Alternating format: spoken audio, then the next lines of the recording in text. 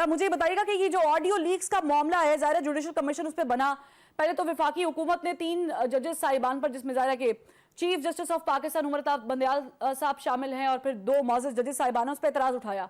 फिर आज प्यूनी जज ने भी एतराज उठा लिया। आपको क्या लग रहा है, ये एतराज प्यूनी जज के सामने से आना, एतराज उठाया जाना, इसके पीछे क्या वजह हो सकती है?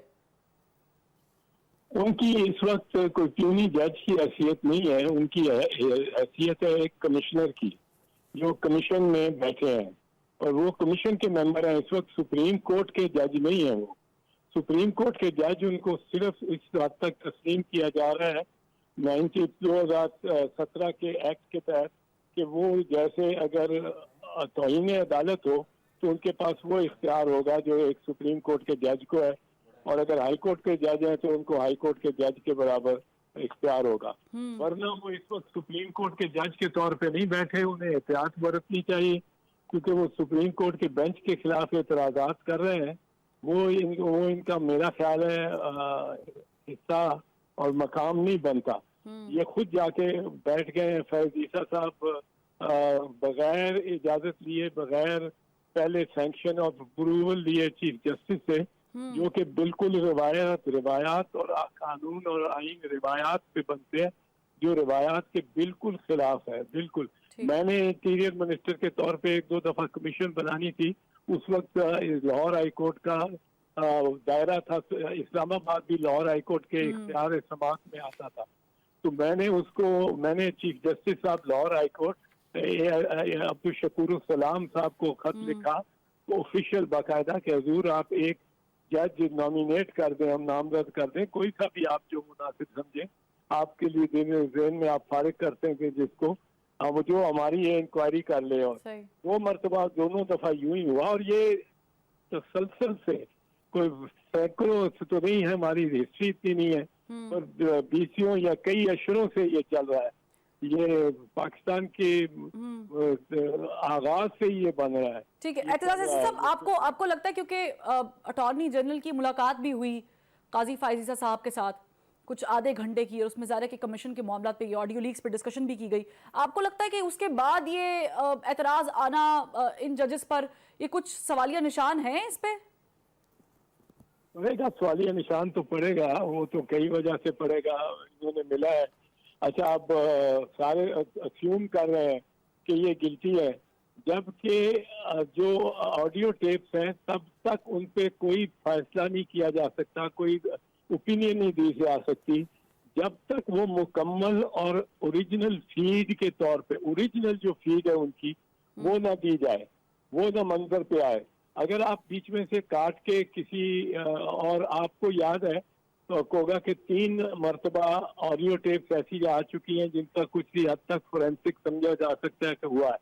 एक वो अरशद मलिक जो जज थे, जो कोई 3 साल पहले वो मरियम बीबी ने एक प्रेस कॉन्फ्रेंस में दी थी वो उसकी वीडियो, उसको मैंने उसी दिन कहा था कि अगर ये दुरुस्त है तो इस पे तो फौरन रिहाई हो सकती है मियां नवाज शरीफ की, और मुस्लिम लीग नवाज कल ही जाके इसको फाइल करेगी अदालत में और उसको रिहा कराएगी, और इसके बाद अगर उन्होंने रिहा ना कराया तो उसके 2 नतीजे निकलेंगे। एक तो मियां नवाज शरीफ उस दिन के उस वक्त के बाद मुस्लिम लीग के कैदी हैं, हुकूमत के कैदी नहीं होंगे, और दूसरी चीज ये कि अगर उनकी ये कि अगर उन्होंने जमा ना कराई, किसी अदालत में ना दिया, तो वो समझा जाएगा कि इसमें कत्तो बरीद हुई है, कट एंड पेस्ट जॉब है। ठीक है, वो किसी अदालत में नहीं देगी। दूसरी दफा ये साकिब निसार रही साहब की जस्टिस की वो दी थी इन्होंने टेप एक, जो कि उसी वक्त 1 घंटे के अंदर 2 घंटे के अंदर एक मीडिया हाउस ने उसको विजिट करके रख दिया था। और तीसरा दफा ये है जो कि एक इनकम्प्लीट है, ऑडियो टेप और टेप सारी मुकम्मल होगी और उसको दुरुस्त होगी कट, और इस पे FIA ने ये अभी रिपोर्ट दे दी है कि 4 जगह से ये काटी गई है। ठीक है, ज़ाहिर है कि इसकी इंक्वायरी होगी और उस पे ज़ाहिर है कि तफसीलात सामने आएंगी। मैं आपको अर्ज करूं फरवा जी जी जिस तरह राणा साहब वो टेप चला रहे हैं ना कोर कमांडर हाउस की, जी जी कि वो अपने गुल्लू भट्टों को निकाल के अपने गुल्लू भट्ट का जब आता है बीच में, मैं यकीन से कह सकता हूँ कि गुल्लू भट्ट इनका जो था वो आपको याद होगा कारों के शीशे तोड़ रहा था जब मॉडल टाउन का वाकया हो रहा था, हम्म और एसपी खड़ा मुस्कुरा रहा था, और फिर वो एसपी के पास गया और एसपी ने गले लगाया और कहा वेल डन, और जी उसका कुछ नहीं हुआ क्योंकि ये शहबाज शरीफ साहब वजीर आला थे। तो वो उसी तरह ये जो है ये गुल्लू भट्ट इनके जो है जो उन्होंने कारस्तानी डाली होगी या बड़ा क्लियर हो गया, ठीक। ये बड़ा क्लियर हो अच्छा गया। ये तो मामला बड़ा क्लियर हो गया एतजाज साहब, लेकिन एक मामला जो फंसा हुआ है वो ये फंसा हुआ है कि खबरें आ रही हैं कि चीफ जस्टिस साहब को शायद मुद्दत मुलाजमत खत्म होने से पहले ही घर भेज दिया जाएगा। ऐसा कोई मुमकिन है रास्ता हुकूमत के लिए? नहीं, मुमकिन नहीं है जब तक वो आइन में तरमीम ना करें, और आइन में तरमीम के लिए उनके पास 228 बंदे नहीं है, एमएनए नहीं है। ठीक है, यानी ये जो हुकूमत अगर स्टेप उठाती है तो उसके लिए ये मुश्किल हो सकता है, मुमकिन नहीं है। नहीं नहीं, बिल्कुल बिल्कुल मुमकिन नहीं। ये कहते हैं अजीब बात कहते हैं जी नोटिफिकेशन के जरिए ये हुआ है, हम नोटिफिकेशन विड्रॉ कर लेंगे।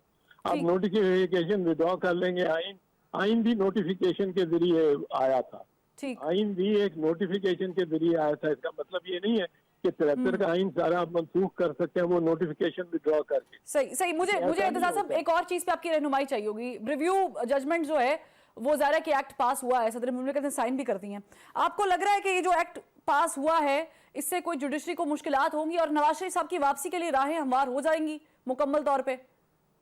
इसके लिए एक एतराज होगा जो जुडिशरी के पास जाएगा, और वो एतराज ये होगा, बुनियादी एतराज और भी होंगे, पर एक ये होगा कि ये मुअस्सर ब माजी नहीं हो सकता।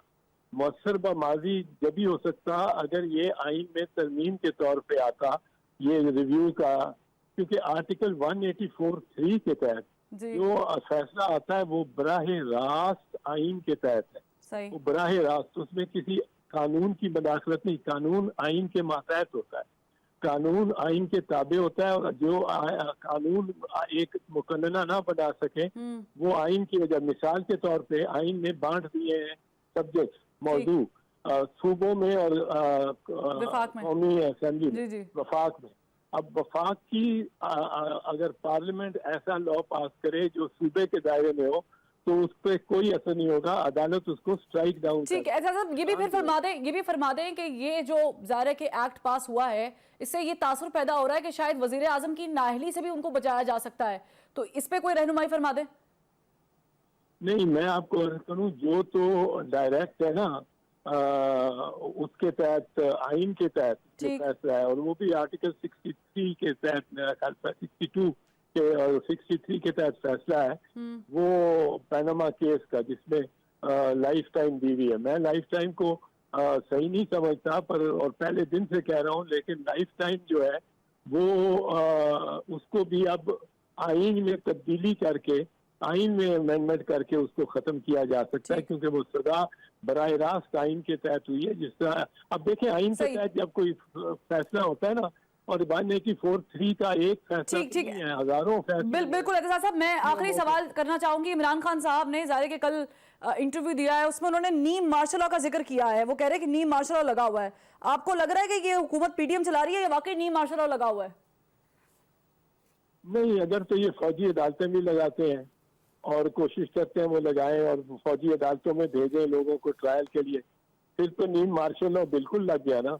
हमने 1990 में अपनी हुकूमत गवा दी थी बीबी शहीद ने, पर मार्शल लॉ के ये मिलिट्री कोर्ट्स नहीं लगने दिए थे, उसकी इजाजत नहीं दी थी।